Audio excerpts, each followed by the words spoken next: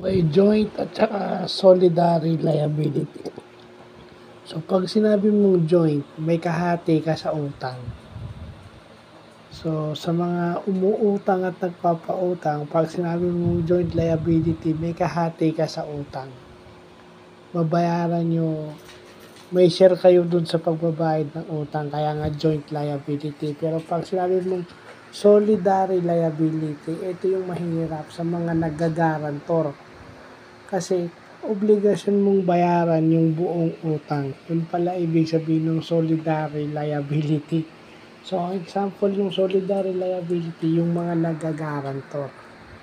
So, kung kayo inuudyukan maging guarantor, pag-aralan nyo o basahin nyo itong term na solidary liability, lalo na kung malalaking pera ang inyong babayaran.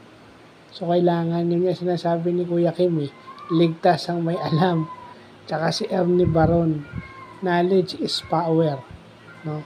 So, dapat alam natin yung joint at saka solidary liability.